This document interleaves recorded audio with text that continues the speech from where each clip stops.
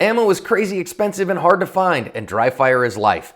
I use the Mantis X10 to keep my handgun skills strong, and it makes dry practice fun and challenging. Check it out at the link below. Hey guys, Brian Hill with the Complete Combatant. I'm up here in our beautiful range, our private range in Dahlonega, and it is Monday, dry fire Mantis Monday, but it's not dry fire today. We're going to do a little live fire, and there's a reason for this.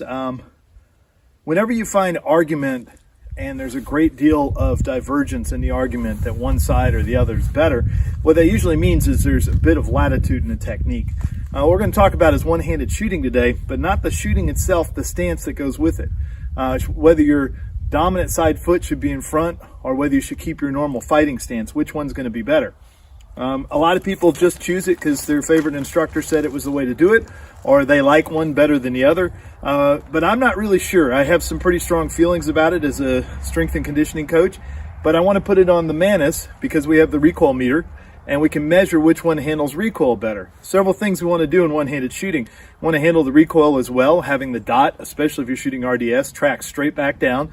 We also want to be able to shoot as quickly as possible. So our splits won't be as good, but they should be pretty good, and it should come back to the same precise spot so we're ready to shoot again. Everybody agrees that two hands on the gun is better than one hand on the gun, but nobody really agrees on the stance, so we'll do a little bit of work. Bear with me. I have to do a little bit of technical work as we do this, but I'm going to shoot each one and we'll get a difference. And I'm going to try not to put favoritism into shooting. Of course, that's part of the problem with any of this stuff, is that you can favor one side over the other, one technique over the other, but I'm going to try to do them as equally as well, and we'll get the reading from the Mantis, and I'll show that to you guys. So, got the Mantis set up. We're going to be doing this in live fire, so I got to make sure all my settings are good. Right-handed, VP9, live fire, USB is facing the correct direction. Excellent. So now we're going to go into training mode, and we press recoil mode. All right, and this is going to do it. I'm going to do 3 shots in each of the in one of the stances first, and then we'll see how it handles it, and then I'll do it in the other stance, and then we'll look at it also and see how that goes. First one is foot in front, okay, and my support hand out of the way. Got 3 good shots, okay. Recovery time was 0.14. Muzzle rise was 13.67, 13.76. And the first one was 15.55. Usually get a little higher time on that. The recoil angle was 34.6 and 9.6. All right. So not bad. If you look at the chart here, you can kind of see where the movement is. All right. There's a little bit more movement in there. And that was with the right foot in front. Right foot in front. Now let's try it the other way. Okay. So I'm going to use my natural stance. Stay back like this. Okay. Differences in it. Muzzle rise was only 11.57. All right, and the angle was 5.33. The recovery time, I didn't get one on that one. Muzzle rise was 14. Angle was 8.43. And in the first one, we don't have any muzzle rise and no recovery times. For some reason, didn't track recovery times. But here's what's interesting. If you look at the graph, I'm really managing recoil better in that graph. It's coming right back. And I've always felt that this is a stronger stance for us because we can get behind the gun, and then I can use the armpit, I can use the abs and everything to line up behind it. And I notice my dot tracks up and down. So now I've got pretty good data that, yes, I'm managing recoil rise better on this, but I wonder what the splits are. As we can see, shooting's fine. You know, I'm at a very close distance, so accuracy is not a real problem with this. But let's see what the split times look like. So we're going to go back to the Mantis here. Okay, we're going to do our shot timer. All right, so I'm going to fire 3 shots with my right foot in front, my dominant side in front, and see how fast we can do that. So we've got 0.24 and 0.39.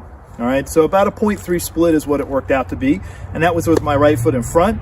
I don't notice a hard time getting back, but I notice that it wobbles a lot. All right, let's stop and reset it now. Okay, and this time we'll do it with the non-dominant side forward, the support side forward. Crazy how much more motion there is in one-handed shooting when you look at the graph. It doesn't appear to be that way, but it's all over the place. We're getting a lot of movement here, okay? But still, the accuracy's there. I'm drilling it right through the center. So now I have some pretty good data. You know, surprising to me, my splits didn't really change the time between the shots. Pretty much accountable. because I'm shooting pretty well. The big difference is that the gun didn't rise as far, so I felt better in control of it. And this is my fighting stance. This is how I do verbal agility. This is how I manage unknown contacts with Craig Douglas's terminology. And I would be in a fighting stance like this. So if I shot one-handed, it's highly likely I would just stay this way and not punch out to the front. But you've got to work on it. You need to get something like the Mantis so you can measure these things. You can become a scientist. And I'm rather surprised that the splits weren't any different. I thought they would be. They felt a little quicker, but I guess what I'm seeing is control. I'm not seeing speed on that. Now, I'm not known as the fastest on my trigger speed. I have about 0.2 splits at my fastest, which is not incredibly fast for people, but 0.3 is really acceptable with one hand. And then we see the accuracy. Everything's fine with the accuracy, controlling the gun well. The big difference is I can feel the recoil passing through my body when I have a strong stance like this. When I'm out here, I feel it moving off to the side just a little bit, and I have a harder sway, and that's what the graph showed us. So guys, get your Mantis out. Rounds are really expensive right now. So I just shot 12 rounds. So at today's prices, that's like $7.20. It's a lot to shoot right now. But if you get data at every rounds and you learn something like I just did, you're going to find yourself, getting a lot more out of your shooting. You don't have to shoot a lot, but you need to get data from it all the time. I'm Brian Hill with the Complete Combatant. This is Active Self-Protection Extra. Remember, subscribe, hit the like button, leave a comment. That helps us out tremendously. And as always, thanks for training with us. Thanks for watching the video. And now I want you to go forth and I want you to measure, refine, and perform.